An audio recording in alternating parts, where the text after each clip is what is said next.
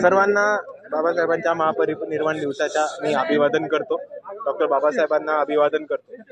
आणि इथे उपस्थित सर्वांना मी एवढंच म्हणतो की आपल्याला डॉक्टर बाबासाहेब आंबेडकरांचा संदेश हा खूप साफ होता. आपल्या सर्वांना बाबासाहेबांनी एक मुवमेंट चालवण्याचं, एक चळवळ चालवण्याची आणि त्याचबरोबर हा भारत प्रबुद्ध बनवण्यासाठी एक संदेश दिला होता. आणि मी सर्वांना एवढंच विनंती करतो की आपण सर्वांनी डॉक्टर बाबासाहेब आंबेडकरांच्या मिशन हे कंप्लीट करण्याच्या वाटचालीवरती चालावं, एवढं आपल्या सर्वांना विनंती करतो आणि सर्वांना अभिवादन करतो.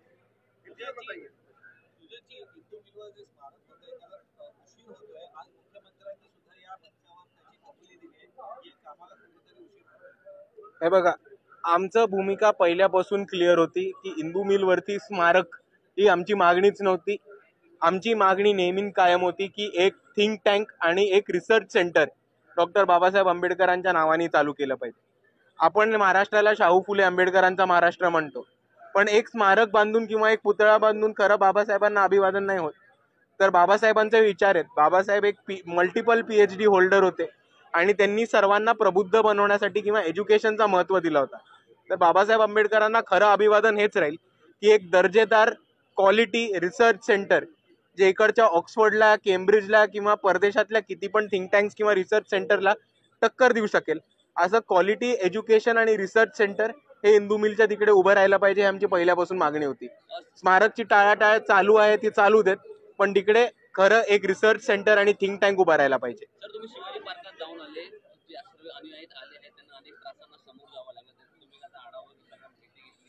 वंचित बहुजन आघाडीनी एकमेव पक्ष ज्यांनी ह्याच्यावरती आंदोलन केलं होतं. वंचित बहुजन आघाडीच्या कार्यकर्त्यांनी, युवक आघाडीच्या कार्यकर्त्यांनी आणि युवकाच्या टीमनी BMCला धारेवरती धरून इकडे येणाऱ्या लोकांची गैरसोय कशी होते याच्यावरती मोठा एक प्रश्न उपलब्ध केला होता.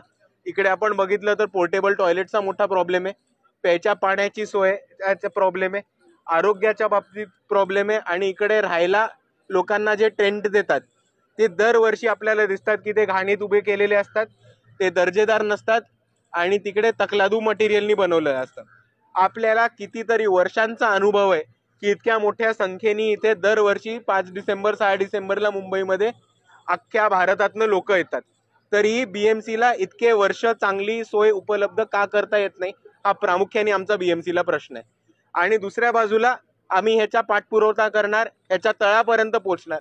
जिकडे जिकडे पाणी मुरतंय, जिकडे जिकडे पैसा मुरतोय, तो सगळा शोधून काढून या सगळ्या अधिकाऱ्यांना धारेवर धरणार.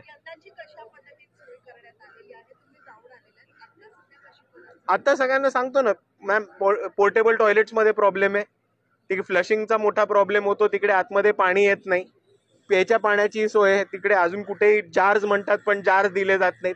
मागच्या वेळेसचं आम्ही फुटेज पण आउट केली होती की बाथरूम मधलं पाणी हे जार्समध्ये भरून प्यायचं पाणी म्हणून उपलब्ध करून दिलं होतं.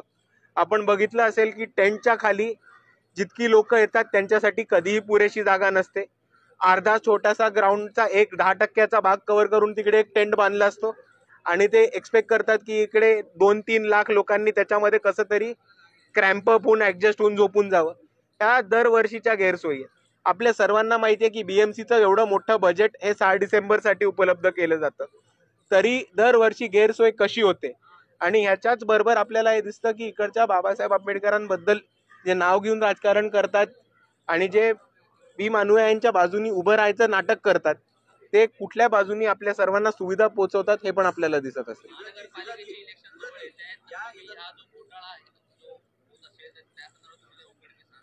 आम्ही ऑलरेडी उघडकीस आणलेलं आहे. काल रात्रीच परवाच वंचितच्या लोकांनी आंदोलन केलं होतं.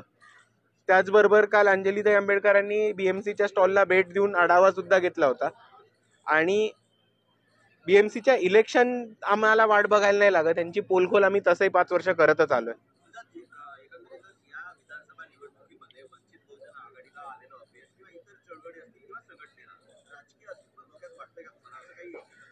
नाही, आम्हाला राजकीय अस्तित्व धोक्यात नाही वाटत आहे. कारण आपल्याला दिसत असेल की वंचित बहुजन आघाडी ताकदीने या निवडणुकीमध्ये लढली आणि वंचितचा जो कोर वोटर होता, जो वोट शेअर होता, तो कुठेही हल्ला नाही. उलट आपल्याला तो लोकसभेच्या तुलनेत वाढलेला दिसतोय. तर संकेत धोक्याचे वगैरे कुठे नाही आहेत. संकेत धोक्याची जी ऑपोजिशन व्हाईट वॉश झाली त्यांच्यासाठी एका बाजूला आहेत, संकेत धोक्याचे ज्यांनी वंचित बहुजन आघाडीला कमी लेखलं त्यांच्यासाठी आहेत. आणि पुढे काळामध्ये जेव्हा स्थानिक संस्था येतील तसे वंचितचे केडर आपल्याला पॉवरमध्ये जाताना दिसतील आणि पुढे येणारा काळ हा वंचित बहुजन आघाडीचाच आहे.